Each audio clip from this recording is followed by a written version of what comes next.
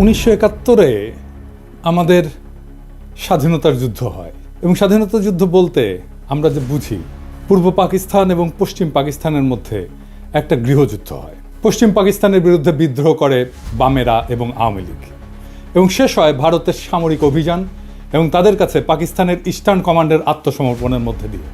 এই বিদ্রোহের নেপথ্যে আওয়ামী লীগ যেই মূল বয়ান তৈরি করছে সেটা হইতেছে পাকিস্তান সরকার পূর্ব বাংলার প্রতি অর্থনৈতিক বৈষম্য করছে এবং শোষণ করছে।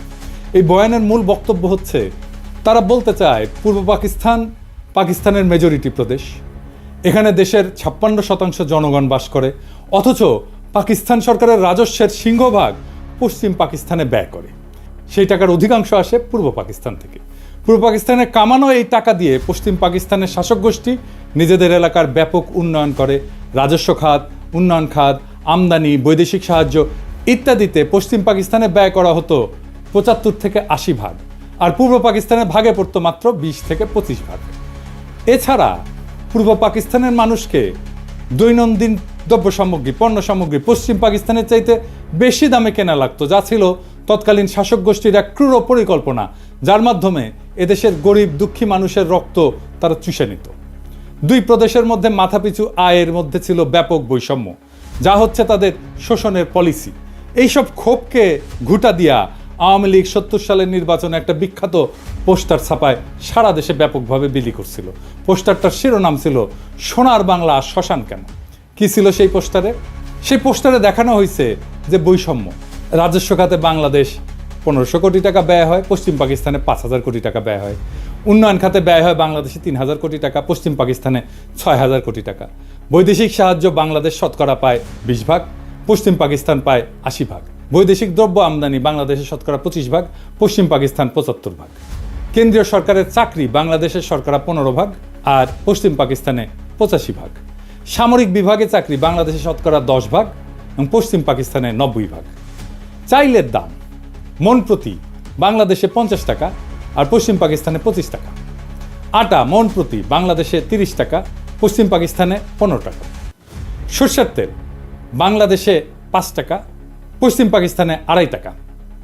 সোনার প্রতি ভরি বাংলাদেশে 170 টাকা, পশ্চিম পাকিস্তানে 135 টাকা। কি নিদারুণ বৈষম্য, তাই না? আসেন এটা আমরা খুলে দেখব, এটা আমরা বুঝে দেখব। 70 সালের নির্বাচনের সেই পোস্টারটা পরিকল্পনা করেন জনাব নুরুল ইসলাম এবং আঁকেন শিল্পী হাশেম খান। এই পোস্টারটা সারা দেশে ব্যাপক সাড়া ফেলে এবং এই পোস্টারটাই আওয়ামী লীগের স্বায়ত্তশাসনের বয়ানের ন্যায্যতার মূল ভিত্তি। আওয়ামী লীগ পাকিস্তানের বিরুদ্ধে তার বিদ্রোহকে জাস্টিফাই করার জন্য যত আর্গুমেন্ট হাজির করছে তার সব কিছুর মূলে হচ্ছে পাকিস্তানিদের অর্থনৈতিক শোষণ। এখনও এরা তাই বলে। প্রাইমারি স্কুলের পাঠ্যপুস্তকের মধ্যেও এই পোস্টারটাকে ঢুকানো হয়েছিল এবং প্রায় সকলের মনেই ছোটবেলা থেকেই এইরকম একটা বদ্ধমূল ধারণা যে পাকিস্তান 23 বছরে অর্থনৈতিক প্রবঞ্চনা বাঙালিদেরকে বাধ্য করছে মুজিবের 6 দফা আন্দোলনকে সমর্থন করতে। সেই 6 দফা ছিল বাঙালি জাতির মুক্তির সনদ। 6 দফার ভিতরে 3টা দফাই ছিল পাকিস্তান থেকে পূর্ব বাংলাকে অর্থনৈতিকভাবে বিচ্ছিন্ন করার দফা। 70-এর নির্বাচনে নিরঙ্কুশ সংখ্যাগরিষ্ঠতা অর্জন করে আওয়ামী লীগ এবং তার ফলশ্রুতি সবার জানা।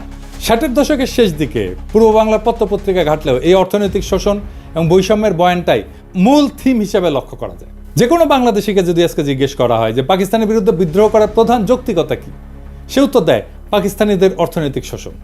এর মানে আওয়ামী লীগের তৈরি করা বয়ান একদম শেকড় গেড়ে বসছে এদেশের বুকে। কারণ আওয়ামী লীগ যে ভুয়া অর্থনৈতিক বয়ান তৈরিতে পারদর্শী তাই প্রজন্মকে চোখে আঙুল দিয়ে দেখায় দেওয়া লাগবে না। বিগত 15 বছরে আমাদের সবার একদম চোখের সামনে আওয়ামী লীগ পরিসংখ্যান নিয়ে ভয়ঙ্কর কারচুপি করে মহা উন্নয়নের এক বয়ান তৈরি করছে, যেখানে বাস্তবতা হচ্ছে দেশের সব ব্যাংক এবং আর্থিক খাতকে লুটপাট করে নিঃশেষ করে ফেলা। কিছুদিন আগে বাণিজ্য উপদেষ্টা বলছে যে সব মিথ্যা পরিসংখ্যান দেওয়া হতো জিডিপি সহ। এটা এমন না যে এখন বলা হচ্ছে, হাসিনার আমলেও পত্রিকা মিথ্যা পরিসংখ্যান নিয়ে লিখত। জিয়া হাসান একটা বই লিখছিল উন্নয়ন বিভ্রম নামে, কিভাবে মিথ্যা পরিসংখ্যান দিয়ে উন্নয়নের বয়ান তৈরি করা হতো। তাহলে সেই আওয়ামী লীগ 50 বছর আগের ঘটনাকে নিয়ে কি রকম কারচুপি করছে সেটা সহজে অনুমান করা যায়। আমরা অনুমান করব না, আমরা তথ্য দিয়ে দেখব। আমরা আজকে আওয়ামী লীগের এই বয়ানকে তৎকালীন বাস্তবতার আলোকে পরীক্ষা করে দেখব যে এই অভিশপ্ত দলটা সেখানেও কি রকম কারচুপি করছিল। তৎকালীন পাকিস্তানের আর্কাইভ ঘেঁটে আমরা যাবতীয় প্রাসঙ্গিক ডকুমেন্ট জোগাড় করছি এবং বলাই বাহুল্য আওয়ামী লীগ এবং তাদের পোষা অর্থনীতিবিদরা নুরুল ইসলাম, রেহমান সোবহান ভয়াবহ জালিয়াতি করছে এই পোস্টার তৈরি করতে এবং ম্যানিফেস্টো তৈরি করতে। সেই নিয়ে বিস্তারিত আলোচনার আগে এদের আসল চরিত্র এবং এদের উদ্দেশ্য সম্পর্কে একটু আলোকপাত করা দরকার। মেজর ডালিমের একটা বই, যা দেখেছি, যা বুঝেছি, যা করেছি, ওইখান থেকে বলতেছি। ভারতে থাকতে উনি বলতেছেন বিভিন্ন মহলে তখন ভবিষ্যৎ বাংলাদেশের রাষ্ট্রনীতি, অর্থনীতি, প্রশাসন প্রভৃতি বিষয়ে আলোচনার ঝড় বয়ে যাচ্ছে। একদিন এক সামাজিক অনুষ্ঠানে সরকারের এক অর্থনৈতিক উপদেষ্টা বললেন, স্বাধীন বাংলাদেশের ইকোনমিক ভায়াবিলিটি তেমন একটা নাই, মানে এটা অর্থনৈতিকভাবে এটা সফল হবে না। তার এই ধরনের বক্তব্যে অবাক করেছিল অনেককেই। প্রশ্ন করা হয়েছিল, স্বাধীন বাংলাদেশের ইকোনমিক ভায়াবিলিটি যদি নাই থাকে তবে আপনারা 6 দফা প্রণয়ন করে জনগণকে উস্কে দিয়েছিলেন কেন? কেন বলেছিলেন পাকিস্তানের শোষণের হাত থেকে পূর্ব পাকিস্তানকে স্বাধীন করতে পারলেই সোনার বাংলা কায়েম হবে? তাহলে কি আপনাদের এই সমস্ত প্রচারণা ছিল মিথ্যে? জনগণকে ধোঁকা দিয়ে পাকিস্তানকে শুধুমাত্র দ্বিখণ্ডিত করার এক কূটকৌশল মাত্র? এই সমস্ত মৌলিক প্রশ্নের জবাব উক্ত বিশারদ সেদিন দিতে পারেননি। অত্যন্ত বিব্রতকর অবস্থায় কেটে পড়ে নিজেকে বাঁচিয়েছিলেন বিড়ম্বনার হাত থেকে। ঠিক একইভাবে আরেকদিন এক ঘরোয়া পরিবেশে কিছু বাঙালি জনাব ডিপি ধরকে ভবিষ্যৎ স্বাধীন বাংলাদেশের অর্থনীতি, শিল্পনীতি কী ধরনের হওয়া উচিত জানতে চাইলে তিনি জবাব দিয়েছিলেন ইংরেজিতে। কিন্তু বাংলায় এটা বোঝা যায় যে তোমাদের এসব নিয়ে কথাবার্তা বলার দরকার নাই, তুমি শুধু ফসল ফলাও, ধান ফলাও, বাকিগুলো আমরা দেখব। এই ধরনের কথা থেকে পরিষ্কার বোঝা যায় যে বাংলাদেশকে ভারতের অর্থনৈতিক বাজার এবং পশ্চাৎভূমিতে পরিণত করার ষড়যন্ত্র ছিল ভারতীয় আধিপত্যবাদী নীল নকশার অন্তর্ভুক্ত। শুধু কি তাই, বাংলাদেশের অর্থনীতিকে সম্পূর্ণভাবে বাংলাদেশের উপরে ভারতীয় নিয়ন্ত্রণ নিশ্চিত করার খায়েশটাও পরিষ্কারভাবে ধরা পড়েছিল জনাব ধরের বক্তব্যে। এই হচ্ছে বাঙালির মুক্তির সনদ প্রণেতাদের দৃষ্টিভঙ্গি, যারা নিজেরাই স্বাধীন বাংলাদেশে বিশ্বাস করত না, যারা সর্বদা ভারতকেই তাদের তীর্থভূমি হিসেবে কল্পনা করেছে আজীবন। গোলাম আজমের বই জীবনে যা দেখলাম, এখান থেকে একটা অংশ আমি পড়ে শোনাই। উনি 69 সালে আইয়ুব খানের সাথে সমস্ত রাজনৈতিক দলের গোলটেবিল বৈঠকে অংশ নেওয়ার পর পশ্চিম পাকিস্তান থেকে পূর্ব পাকিস্তানে ফিরতেছিলেন। তখন প্লেনে এক ব্যক্তির সাথে ওনার কথা হয়। একজন 6 দফা প্রণেতার দাবি, গোলটেবিল বৈঠক ব্যর্থ পরিণতির পর থেকে করাচি থেকে ঢাকা ফিরে আসার পথে বিমানে এক ভদ্রলোকের অত্যন্ত আগ্রহ ও উৎসাহ নিয়ে আমার সাথে হাত মিলালেন। আমি তাকে চিনলাম না। আমার পাশের আসনে বসা ভদ্রলোক অনুরোধ করে তার আসনে নিয়ে বসালেন এবং তিনি এসে আমার পাশে বসলেন। আমি বিস্মিত হয়ে তার পরিচয় জানতে চাইলাম। ধারণা করেছিলাম আদর্শিক দিক থেকে নিকটবর্তী হবেন, তাই আমার সাথে ঘনিষ্ঠ আলাপ করতে চান। অচিরেই টের পেলাম যে তিনি সম্পূর্ণ বিরোধী ক্যাম্পের লোক। গোলটেবিল বৈঠক ব্যর্থ হওয়ার পরে যারা বিজয়ীর গৌরব বোধ করছেন, তিনি তাদেরই একজন। পরাজিত প্রতিপক্ষের একজন প্রতিনিধিকে পেয়ে তিনি বিজয় উৎসবের অংশ হিসেবে ভ্রান্ত পথ ত্যাগ করার উপদেশ দিতে চেয়েছেন। পরিচয় নিয়ে জানলাম তিনি একজন সিএসপি উচ্চ কর্মকর্তা, ইসলামাবাদে কর্মরত আছেন, ছুটিতে দেশের বাড়িতে যাচ্ছেন। নাম ডক্টর আব্দুস সাত্তার। আমাকে তিনি খুব ভালো করেই চেনেন বলে জানলেন। যারা রাজনীতি করেন তারা লেখাপড়ার চর্চা কমই করেন, আমি এর ব্যতিক্রম বলে আমাকে শ্রদ্ধা করেন বলেও উল্লেখ করলেন। আমার সাথে আলোচনার সুযোগ পেয়ে তিনি খুবই খুশি হয়েছেন বলেও জানিয়েছিলেন। এভাবে কতক সৌজন্যমূলক কথা বলে তিনি বক্তব্য শুরু করলেন। আপনারা 6 দফাকে সঠিকভাবে বিবেচনা করলেন না, এটাকে শেখ মুজিবের হঠকারী রাজনৈতিক প্রস্তাব মনে করে হয়তো এটার যথার্থ মূল্যায়ন করতে পারেননি। এটা শেখ মুজিবের মাধ্যমে পেশ করা হয়েছে বটে, কিন্তু এর প্রণেতা 18 জন পিএইচডি, এর মধ্যে বিভিন্ন বিশ্ববিদ্যালয়ের প্রফেসর এবং সরকারি বেসরকারি উচ্চপদস্থ ব্যক্তিত্ব রয়েছেন। এটি অত্যন্ত সুচিন্তিত এবং সুপরিকল্পিত ফর্মুলা, যা 8 কোটি বাঙালির ভাগ্যের দ্রুত পরিবর্তন করবে। আমি জিজ্ঞেস করলাম, ওই 18 জন পিএইচডির মধ্যে আপনি নিশ্চয়ই অন্যতম? তিনি জোশের সাথে দাবি করলেন যে তিনিও এই সংগঠকদের একজন। আমি জানতে চাইলাম, এই 18 জনের সবাই কি বাঙালি? তিনি আরও উৎসাহের সাথে বললেন যে তারা সবাই বাঙালি জাতীয়তার বিশ্বাসী। আমি জিজ্ঞেস করলাম যে আপনারা নিশ্চয়ই সুদূর প্রসারী পরিকল্পনার ভিত্তিতে এই 6 দফা প্রণয়ন করেছেন। উক্ত পরিকল্পনায় কি পূর্ব এবং পশ্চিম পাকিস্তানকে একটা রাষ্ট্র হিসেবে গড়ে তোলার চিন্তা রয়েছে? তিনি খুবই খোলা মনে জবাব দিলেন, আপনারা জনগণের ময়দানে কাজ করেন, আমরা তাদের সাথে কাজ করছি যারা দেশ চালাচ্ছে। পাঞ্জাবিরা আমাদের দাবিয়ে রাখতে চায়, তাদের থেকে আলাদা না হয়ে আমরা উন্নতি করতে পারবো না। আমাদের 2 অঞ্চলের মাঝখানে ভারত, এ অবস্থায় এক রাষ্ট্রের অন্তর্ভুক্ত থাকা অস্বাভাবিক। আমি বললাম, আমরা সংখ্যাগরিষ্ঠ, দেশ গণতন্ত্রের পথে এগুচ্ছে, আমরা কেন্দ্রীয় প্রাধান্য বিস্তার করব, আমরা কেন আলাদা হওয়ার কথা চিন্তা করব? তারা আলাদা হতে চাইলে দেখা যাবে। এর জবাবে তিনি এমন কথা বললেন যা শুনে আমি চমকে গেলাম। তিনি বললেন, বাঙালি জাতি হিসাবে আমাদেরকে চিন্তা করতে হবে 47 সালে বাঙালি জাতিকে বিভক্ত করায় আমরা জাতি হিসেবে দুর্বল হয়ে গেছি। বাঙালি জাতি ঐক্যবদ্ধ হলে গোটা উপমহাদেশে আমরা বিশাল মর্যাদার অধিকারী হতে পারবো। আমি জানতে চাইলাম, পশ্চিমবঙ্গের বাঙালিরা কি ভারত থেকে আলাদা হয়ে আমাদের সাথে মিলে আলাদা রাষ্ট্রে অন্তর্ভুক্ত হতে রাজি হবে? তিনি আস্থার সাথে বললেন, আলবৎ তারা প্রস্তুত হবে। তারা কলকাতাকে রাজধানী করতে চাইবে। বঙ্গদেশ বিভক্ত না হলে তো আমাদের পূর্ব পাকিস্তানের রাজধানী কলকাতাতেই থাকতো। ব্রিটিশ আমলেও কলকাতা বহু বছর ব্রিটিশ ভারতের রাজধানী ছিল। এখানে লক্ষণীয় যে উক্ত ব্যক্তি খালি 6 দফাতেই সন্তুষ্ট নন, উনি প্রত্যক্ষভাবে বাংলার সাথে যোগ দেওয়ার জন্যে উদ্গ্রীব এবং সেই জন্যে পূর্ব বাংলার রাজধানী ঢাকা থেকে কলকাতাতে সরাই দিতেও প্রস্তুত। ক্ষুদিরাম সূর্য সেনের মন্ত্রমুগ্ধ শিষ্য, 47 সালের পার্টিশনের ইতিহাস সম্পর্কে যাদের মিনিমাম পড়াশোনা আছে তাদের জানার কথা, কংগ্রেসের দাবির মুখে লর্ড মাউন্টব্যাটেন মুসলিম সংখ্যাগরিষ্ঠ প্রদেশ পাঞ্জাব এবং বাংলাকে পার্টিশন করার সিদ্ধান্ত নেন, যেটার পুরোটা পাকিস্তানে আসার কথা ছিল। কায়েদে আজম জিন্না অনিচ্ছা সত্ত্বেও এই পার্টিশনের সিদ্ধান্তকে মেনে নেন, যেটা ছিল তার স্টেটসম্যানশিপের পরিচয়। জিন্না এটা নিয়ে আফসোস করে পোকায় কাটা পাকিস্তান বলেছিলেন।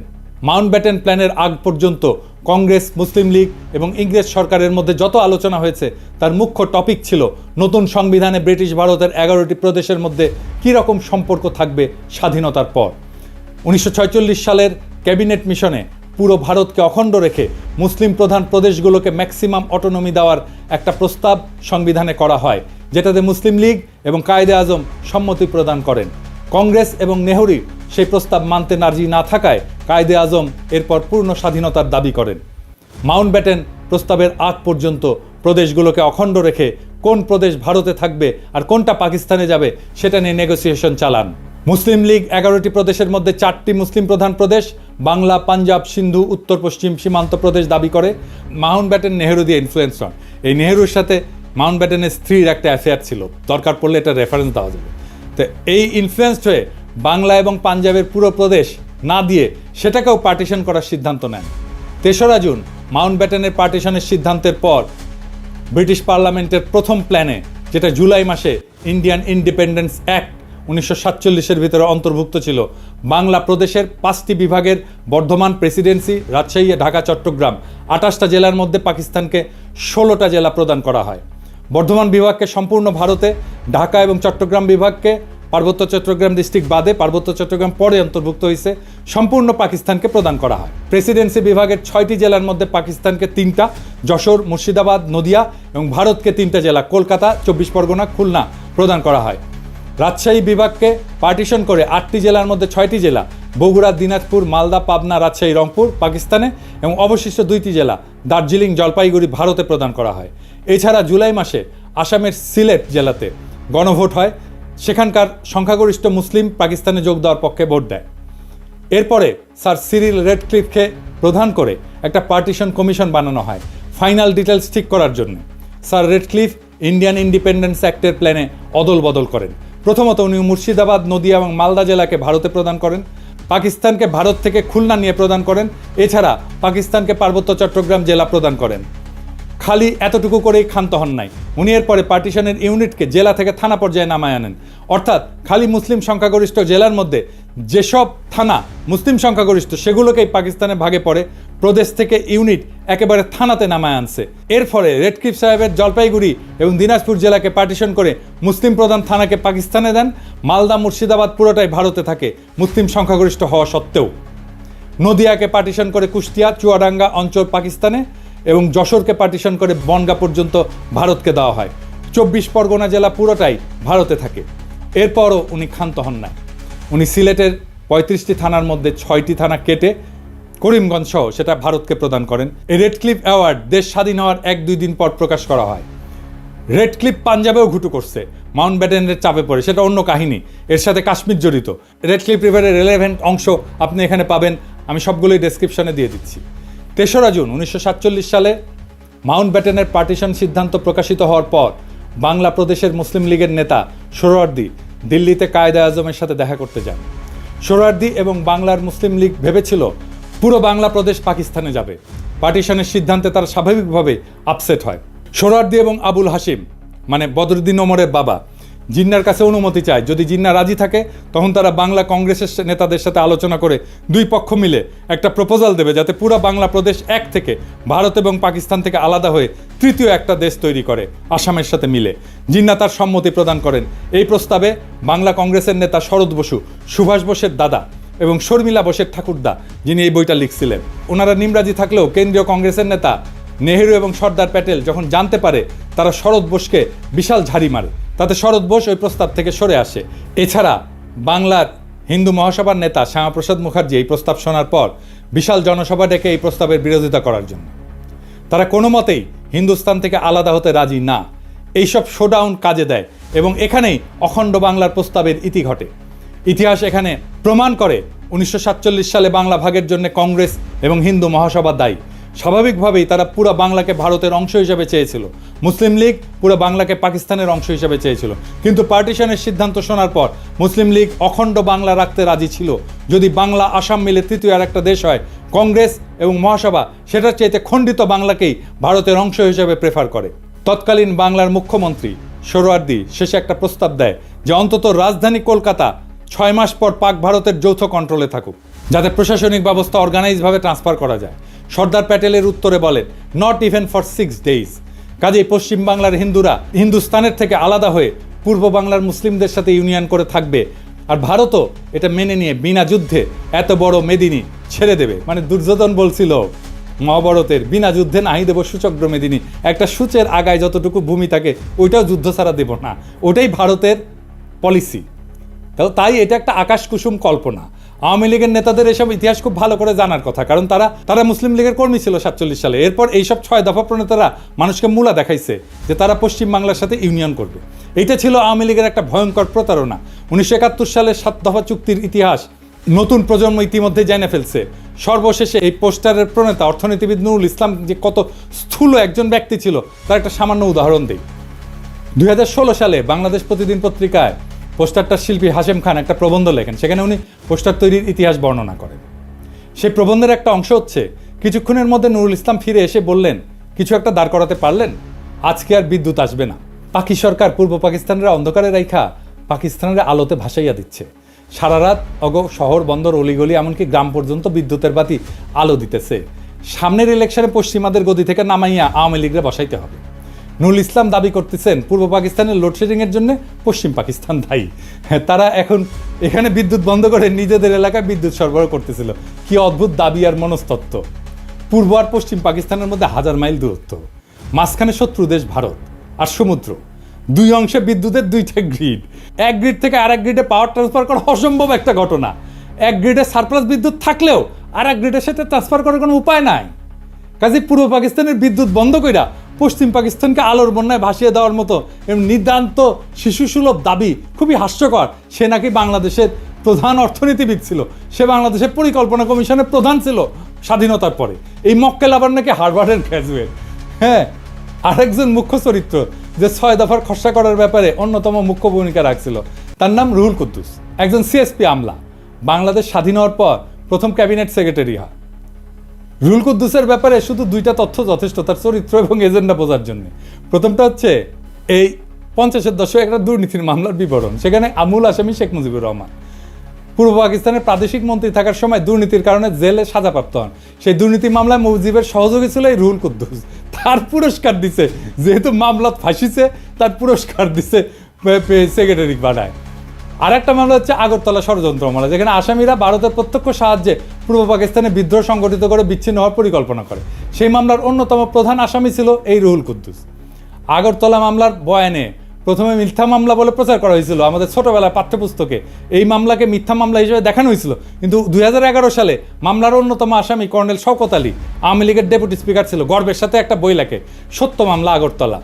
দেশের অনেক মানুষের কাছে পাকিস্তান থেকে বিচ্ছিন্ন হয়ে আলাদা রাষ্ট্র গঠনের যৌক্তিকতা হচ্ছে 25 এবং 26 মার্চের তারিখে পাকিস্তান আর্মির অপারেশন সার্চলাইট। তাহলে 60-এর দশকে যারা ভারতের সাহায্যে এই সমস্ত বিদ্রোহ পরিকল্পনা করছিল তাদের জাস্টিফিকেশন কি ছিল?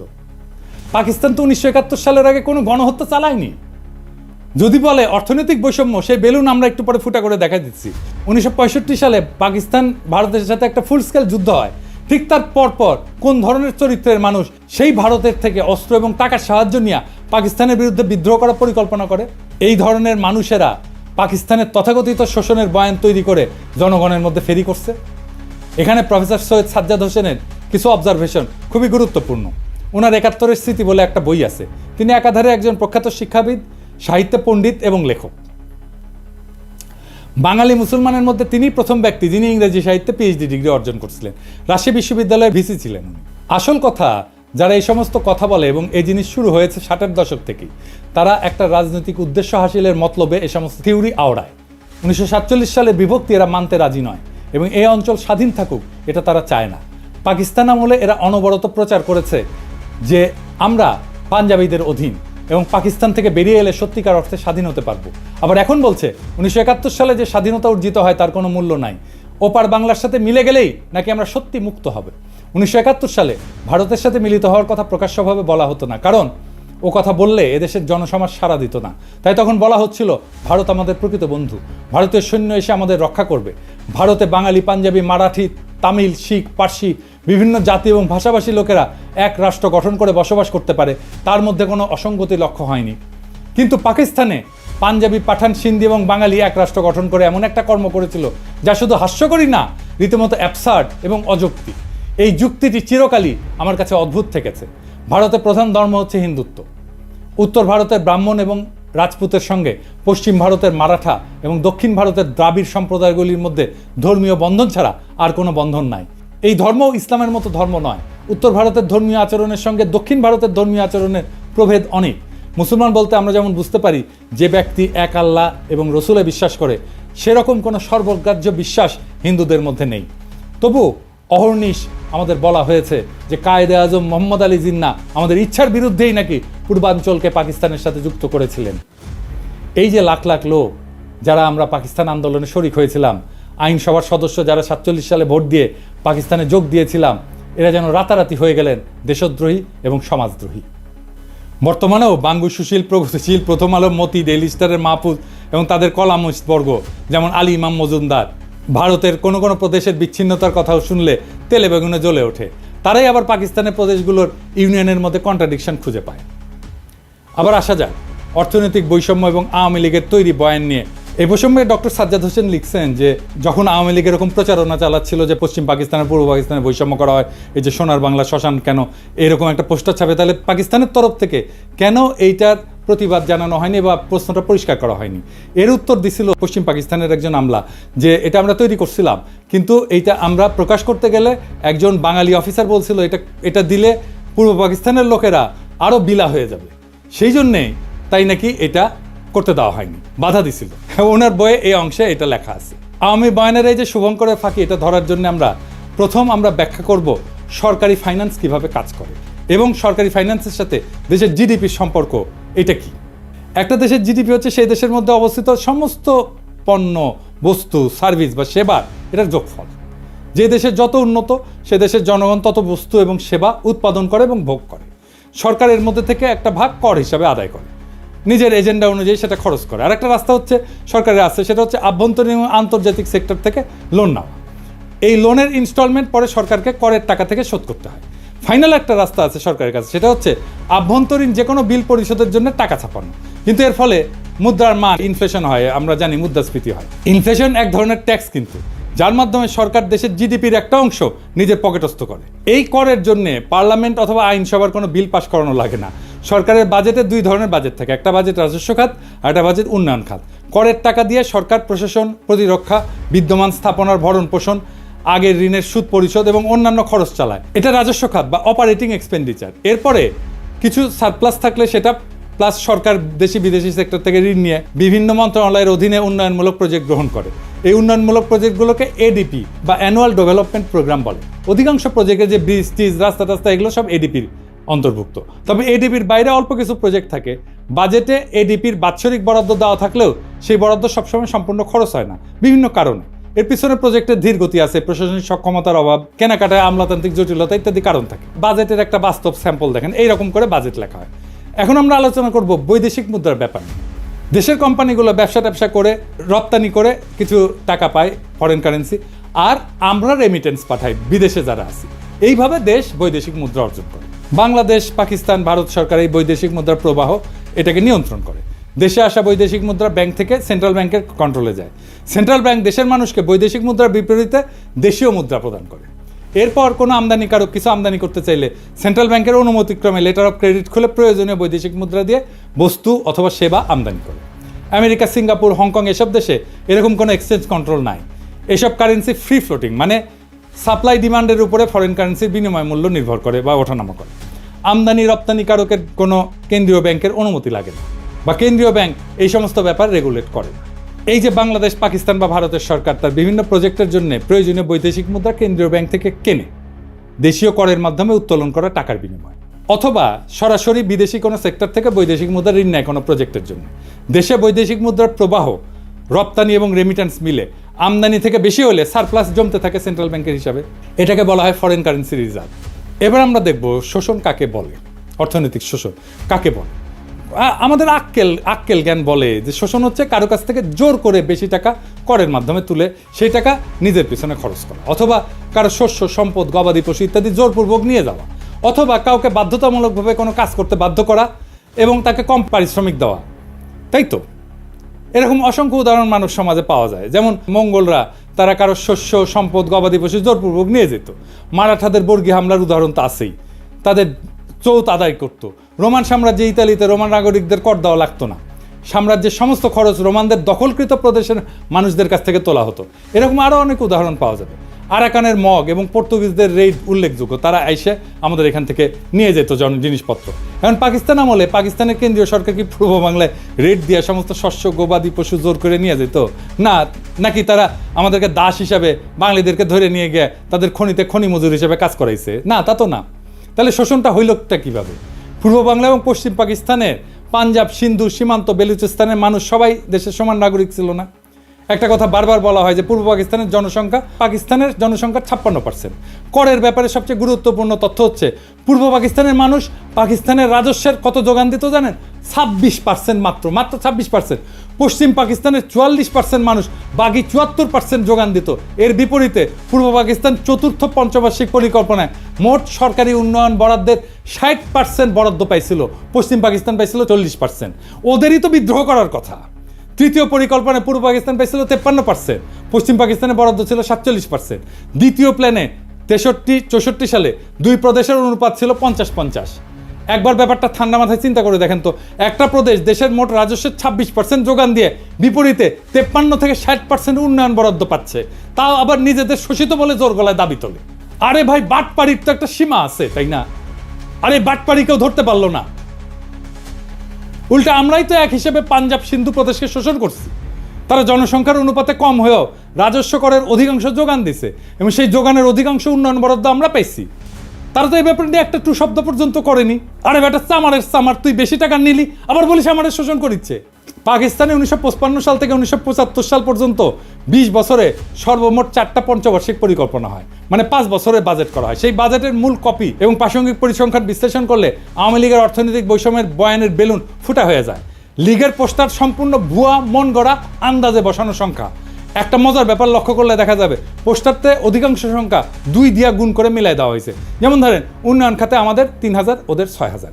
শতকরা অনুপাতে খুব সুন্দর করে আমাদের ভাগে 10, 15, 20, 25 বসায় দেওয়া হয়েছে। দ্রব্যমূল্যের দাম চমৎকারভাবে আমাদের সব কিছুর দাম ঠিক দ্বিগুণ একটা সংখ্যা বসায় দেওয়া হয়েছে, তাই না? একটা বাচ্চাকে অঙ্ক কষতে দিলে সে অঙ্ক না পারলে উত্তরে যেরকম একটা সংখ্যা আন্দাজে মিলায় বসায় দেয়, ব্যাপারটা ঠিক সেই রকম। তবে এই পোস্টারের প্রস্তুতকারক আওয়ামী লীগের এক টাউট অধ্যাপক। বৈদেশিক সাহায্য ঋণ উন্নয়ন বাজেটের অংশ, কাজে একটা এলাকার উন্নয়ন বরাদ্দ 50-60%, আর সেই প্রদেশের বৈদেশিক সাহায্য মাত্র 20%। এটা একমাত্র নুরুল ইসলামের মতো টাউট একটা অধ্যাপকের মস্তিষ্ক থেকে বাইর হবে। বৈদেশিক আমদানির হিসাব সম্পূর্ণ মন গড়া, কারণ একটা দেশের মাল করাচিতে আমদানি হচ্ছে নাকি চট্টগ্রামে আমদানি হচ্ছে সেটা কাস্টমস একবারই ঢুকে। এরপরে দেশের অভ্যন্তরে সেই মাল কোন প্রদেশ থেকে কোন প্রদেশে যাচ্ছে সেটা কোনো কাস্টমস হিসাব থাকে না। কাজে কোন প্রদেশ আমদানির কত শতাংশ কনজিউম করে সেটার কোনো আলাদা অ্যাকাউন্ট ছিল না, থাকা সম্ভব ছিল না সেই সময়। আমদানির 25-75% সংখ্যা সম্পূর্ণ কাল্পনিক। বৈদেশিক মুদ্রা কোন প্রদেশ কত আয় করে, ব্যয় করে, কনজিউম করে, একটা দেশের ভেতরে কোনো পরিসংখ্যান থাকে না। যেমনটা থাকে না জেলা ভিত্তিক হিসাব, এটা করতে হলে প্রত্যেক প্রদেশ প্রত্যেক জেলার নিজস্ব কেন্দ্রীয় ব্যাংক লাগবে, নিজস্ব ফরেন কারেন্সি অ্যাকাউন্ট লাগবে। এক্স্যাক্টলি এই জন্যই 6 দফার মধ্যে এই পয়েন্টটা ঢুকানো হয়েছিল। আওয়ামী লীগ নিজেও জানতো না এইসব হিসাব, তারা সম্পূর্ণ ভুয়া সংখ্যা ওরাইছে বিদ্রোহ জাস্টিফাই করার জন্য। প্ল্যানগুলোর মূল কপি এবং রেলেভেন্ট পরিসংখ্যান আমি ডেসক্রিপশনে দিয়ে দিচ্ছি। দ্বিতীয় এবং পঞ্চম পঞ্চবার্ষিক পরিকল্পনায় পূর্ব বাংলা 50%-এর কম উন্নয়ন বরাদ্দ পাইছে, তবে সর্বদা তাদের যোগান দেওয়া 25 থেকে 26% রাজস্ব থেকে বেশি বরাদ্দ পাইছে। দ্বিতীয় প্ল্যানে 26% করের বিপরীতে 39% বরাদ্দ পাকিস্তানের রাজস্ব কেন্দ্রীয় সরকার তুলে সেই বরাদ্দ প্রাদেশিক সরকারকে দিত। প্রাদেশিক সরকার বিভিন্ন প্রজেক্ট বাস্তবায়ন করত। প্রথম দুইটা প্ল্যানে বরাদ্দ 50%-এর কম দেওয়ার কারণ ছিল পূর্ব পাকিস্তানের প্রাদেশিক সরকারের সক্ষমতার অভাব। তারা বরাদ্দকৃত অর্থ দিয়ে সব প্রজেক্ট প্রকিউর করে কমপ্লিট করতে পারতো না। এখনও বাংলাদেশে কিন্তু এই উন্নয়ন বাজেটের অর্থ ফেরত যায়। এখনকার বাংলাদেশের এডিপি বাস্তবায়নের হার অনেক কম। আর প্রথম পরিকল্পনা যখন গ্রহণ করা হয় তখন কেন্দ্রের প্রধানমন্ত্রী ছিল আমাদের হোসেন শহীদ সোহরাওয়ার্দী, প্রাদেশিক সরকারও আওয়ামী লীগ আতাউর রহমানের নেতৃত্বে। এছাড়া পাকিস্তানের 47 সালে স্বাধীন হওয়ার পর থেকে 11 বছর পর 1958 সালে মার্শাল ল আসার আগ পর্যন্ত ক্ষমতাতে অধিকাংশ সময় বাংলাদেশের মানুষ ছিল, পূর্ব বাংলার মানুষ ছিল। প্রধানমন্ত্রী, প্রেসিডেন্ট, এমনকি গভর্নর জেনারেল হিসাবে 3 জন প্রধানমন্ত্রী, খাজা নাজিমুদ্দিন, মোহাম্মদ আলী বগুড়ার, ইনি লিয়াকতের পরে পাকিস্তানের দ্বিতীয় লংগেস্ট প্রধানমন্ত্রী ছিলেন। আওয়ামী বয়ান এদের নাম মুছে ফেলছে।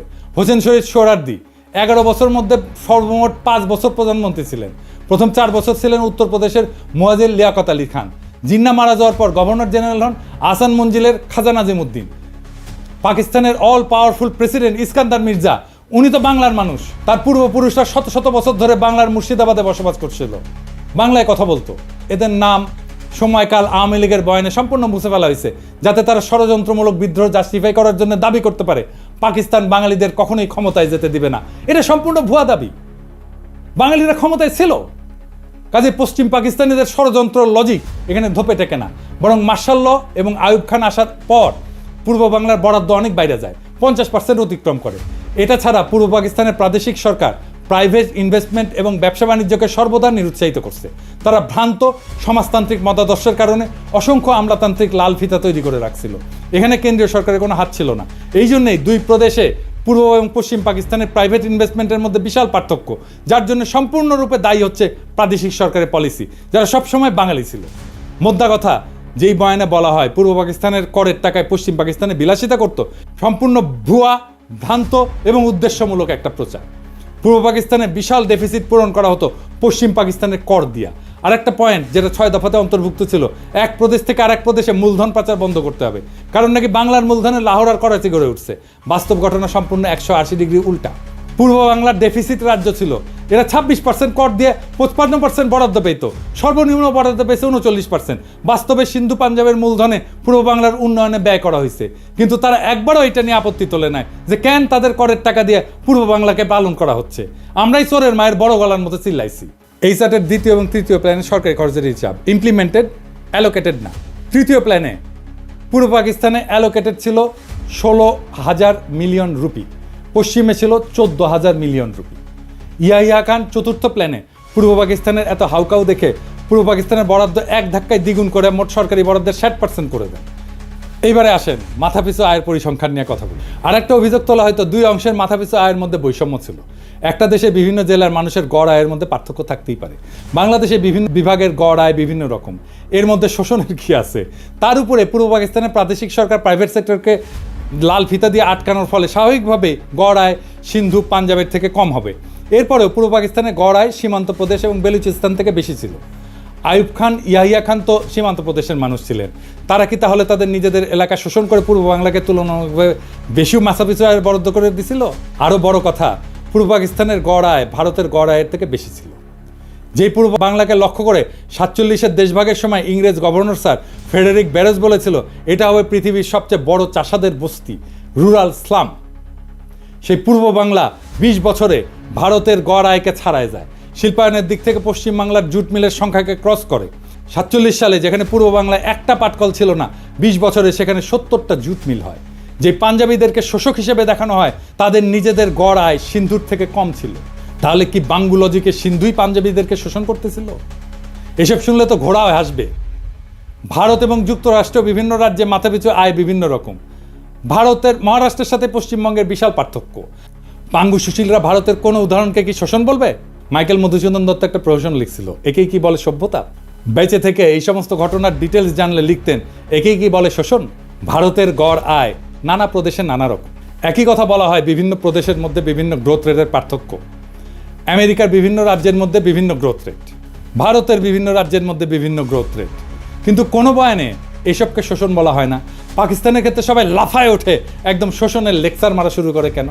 আর একটা বিষয় আছে, সেটা হচ্ছে কস্ট অফ লিভিংয়ের তারতম্য। পোস্টারে যে কস্ট অফ লিভিং দেখা হয়েছে, আশা করি এতক্ষণে সবাই বুঝছেন সেটা সম্পূর্ণ ভুয়া আন্দাজে বসানো সংখ্যা। এখানে আরও দুইটা কথা যোগ করি। একটা দেশের বিভিন্ন শহর গ্রাম জীবনযাত্রার খরচ ভিন্ন।